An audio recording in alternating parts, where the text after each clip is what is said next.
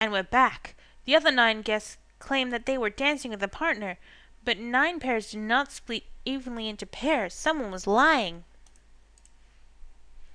Looking at the testimony, we noticed that Mrs. Harper said she was dancing with a person all dressed in white when Amy Joanna screamed.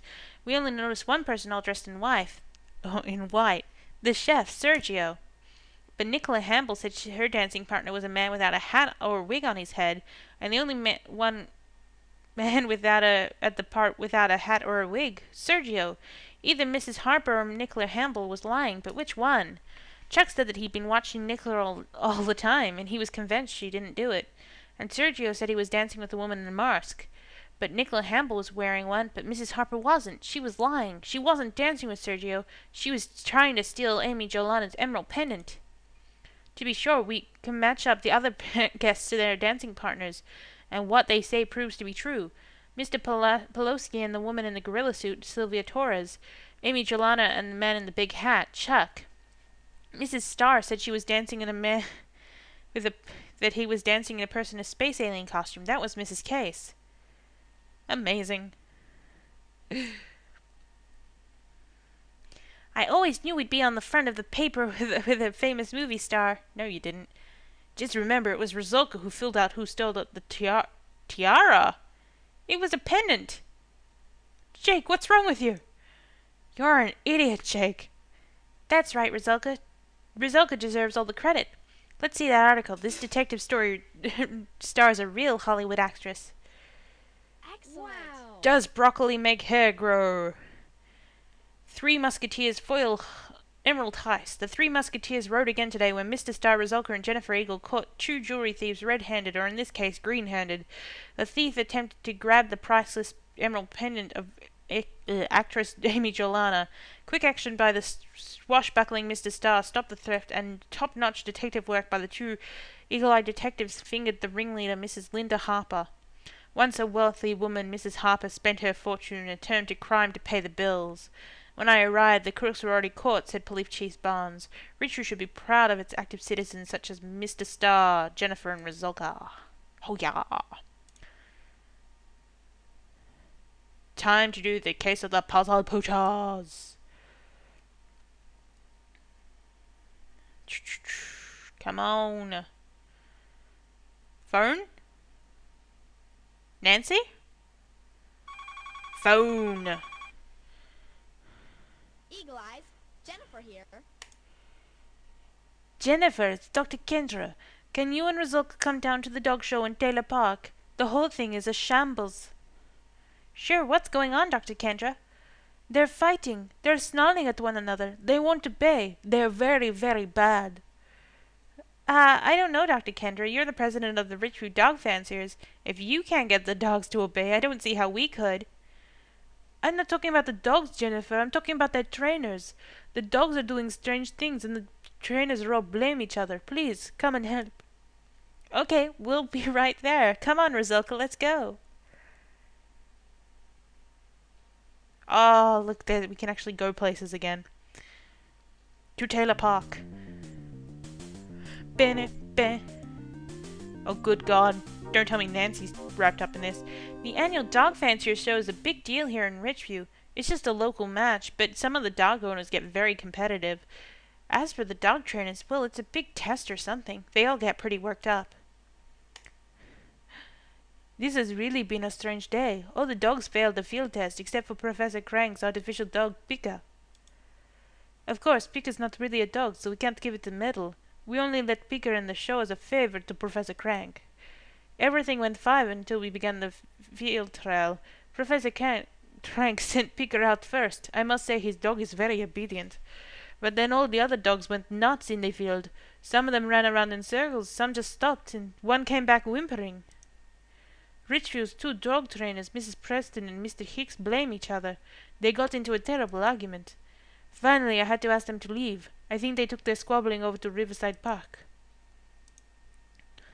A large, snooty-looking Afghan hound is sitting in a booth marked Princess Titania. The pedigree displayed behind her shows her champion bloodlines and her owner's name, Mrs. Polaria. Stay away from her, children. Mad Dog is as nervous as can be after today's fiasco, and who can blame her? I can't understand what made her run away. She's never disobeyed me in competition before. Today in the field exercise she sniffed and suddenly turned around and came whimpering back to me. The poor thing was scared to death.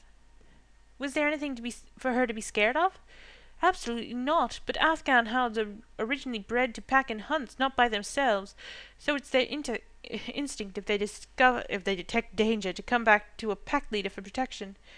And who is Princess Titania's pack leader? Well, in her mind, I'm Kiki's pack leader. Do you take your dog to a dog trainer? Well, yes, I do. Mrs. Preston trains Kiki at the Pretty Poppy Schools for Dogs. She does a very good job. Gentleman Valiant, known as Misha, belongs to Nicola Hamble. His papers say that he's a Springer Spaniel. A card for Moondog Academy is tacked to his booth. I can't understand it. Randy and I worked extra hard with Misha to prepare for this show, but when Misha got out in the field, he seemed to be diverted by something much more important. What exactly did Misha do? Well, he ran around in big loops with his head hanging down low. It's like he was chasing something invisible with his nose. There was nothing there. I think we need to go see Mr. Crank. Do do do do do do do do do do. The problems at the dog show all started after Professor Crank put his mechanical dog Pika through its paces. Let's see if he can tell us what happened. Hey, Crank. Hello, Jennifer. Hello, Resulka. Did you hear? My dog Pika excelled at the field exercises held today at the dog show. I'm very proud of him, it. But we heard all the other dogs did some really weird things during the exercises. That's right, and that's the beauty of Pika. It's not the unreliable like living dogs. When you say fetch, it fetches. When you say heal, it always heals. Until its batteries run down, anyway. I think a lot of fun of having the pet is never knowing what they'll do next. It seems there are a lot of differences between Pika and a real dog. Well, yes, Pika doesn't have the keen sense of smell that most dogs have.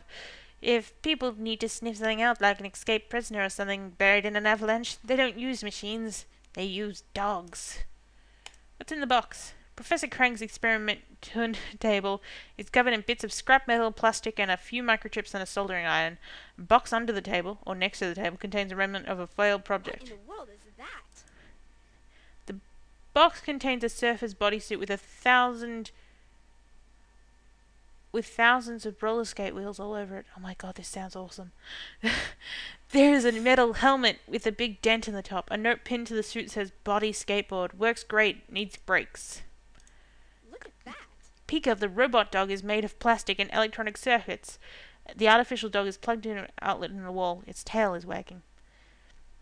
I need to give Pika a really long recharge. Right before the dog show, my assistant, Troy Nugent, practiced with Pika in a long time in Riverside Park. Pika went all the way around the park at least 3 times. Hey, Professor, you think of everything. Your dog even smells like a dog. No, he doesn't. At least not usually.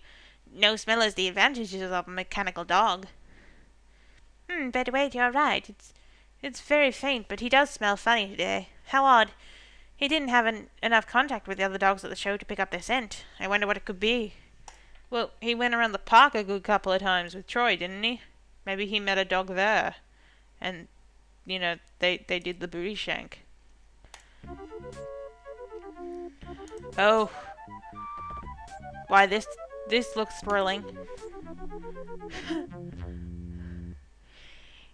Here are Preston and RICHVEIW's 2 dog trainers, Mrs. Preston and Randy Hicks. They seem to be having a professional disagreement, and I'm going to cut the episode here just because probably once I start talking we'll be over time. So yeah, see you in the next episode. Bye-bye.